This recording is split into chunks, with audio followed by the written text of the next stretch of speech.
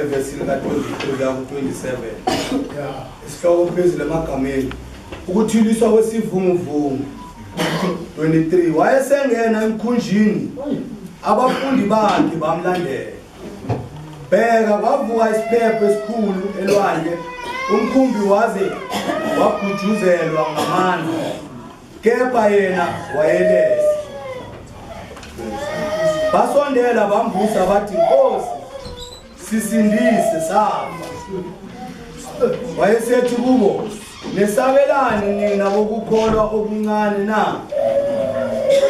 khona wavuka wakhuza umoya nolwandle kwaba khona ukuthula okukhulu kepha abantu bamangala bathi unjani lo ukuba nomoya nolwandle umlalele na haleluya haleluya namo kushaya bathangela ukubhanela sikhundla kaNkulunkulu nazo isibambele nempi kaSathane haleluya njalo masithi singena endlini yesonto abazisi baqhamuka naso namhla baqhamuka nalo namhla baqhamuka naso ibhungubhungu zonke lezi ezisifayo eziyabuza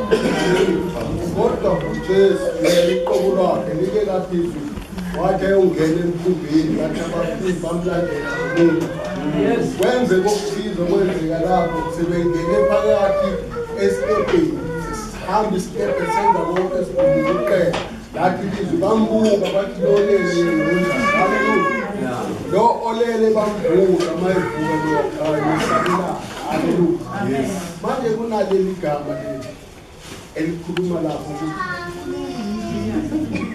le elisabiswa ngababa ukugabaza lokho yikho nesabelana haleluya silanje siyazi ukukhona uJesu noma ngabe siyazi ukuthi induku yethu ile yasedolweni sibheka edolweni sikwazi ukukhuluma bakhona abathi esekhuzile waqeda konke uJesu babuza ukuthi lo onjani lo okhuluma nazo zonke izinto zemlalelo angeke singasilaleli ngoba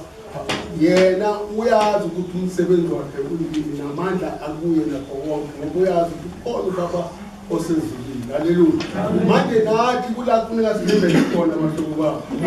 uNkulunkulu kuphela umuntu umsiza kukho konke lokho ukuthi egqoka ijazi eliblue eliyelo elired angeke kusise ndawo kodwa kukhona uNkulunkulu esikhuluma naye ukuthi baba Jobe makunje ngeke usifanele umsebenzi osendayo babuza ukuthi onjani lo okwazi ukukhuluma nazo zonke izinto zemlalelo wathi ilizwi wakhuza konke ulwandle namanzi kwathula kwathi tu azange kusanyaka haleluya manje ke asithembeni uJehova nami ngiyabambeze asithembeni uJehova noma sikhuleka la kodwa ukhona uNkulunkulu sisho ukuthi uNkulunkulu